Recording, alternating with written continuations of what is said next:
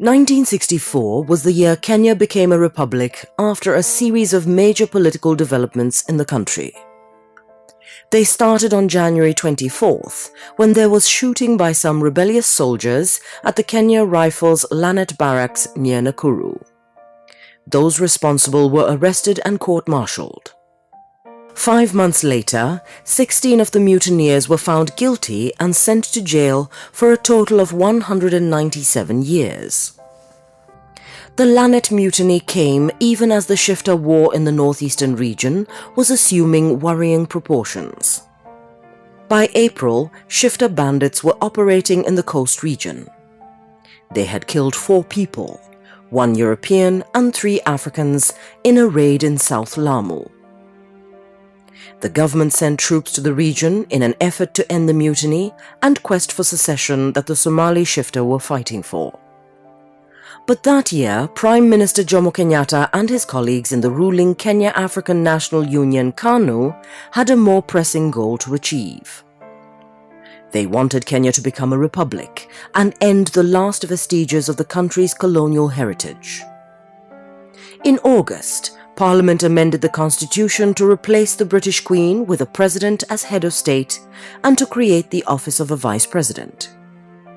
It also whittled down the devolved powers of the regional governments by making them totally dependent on the central government for their finances. That month, KANU Secretary-General Tom Mboya prevailed upon Paul Ngei and other African People's Party MPs to cross over to KANU. There would follow a steady trickle of Kenya African Democratic Union KADU MPs crossing the floor. So well did Mboya's strategy work that on November 10th, Ronald Ngala, KADU's leader, reluctantly announced his party's dissolution.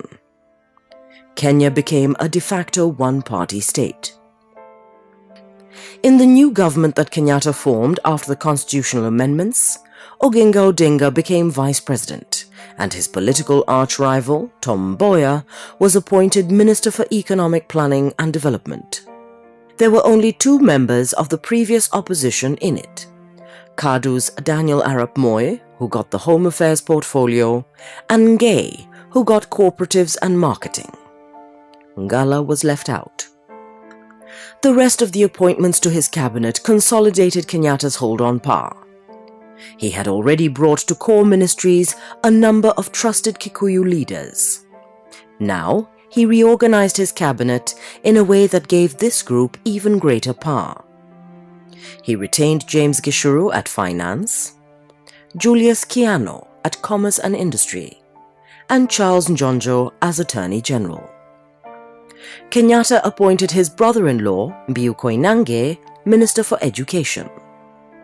He created a new ministry for defense and internal security, to which he appointed his cousin and personal physician, Njoroge Mungai, previously at Health.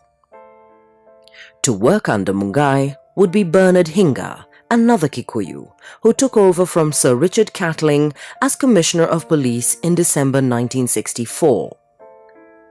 These ministers would remain the inner core of Kenyatta's government to the very end, ensuring not merely the survival of his presidency, but the eventual growth of a vibrant Kikuyu middle class that would in turn sustain him in power.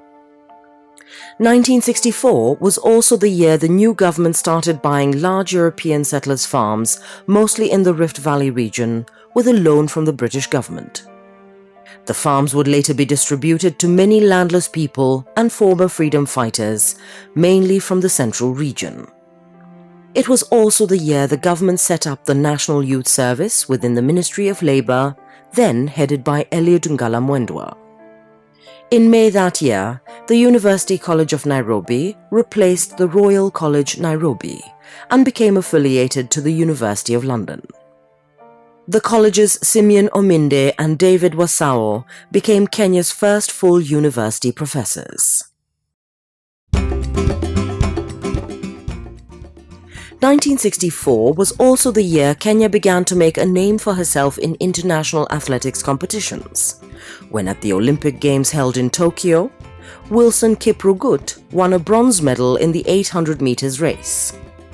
With Kiprugut in Tokyo was Kipchoge Keino, who won no medals in his attempts at the 1500 and 5000 meters, but who would go on to become one of the greatest middle distance runners of all time.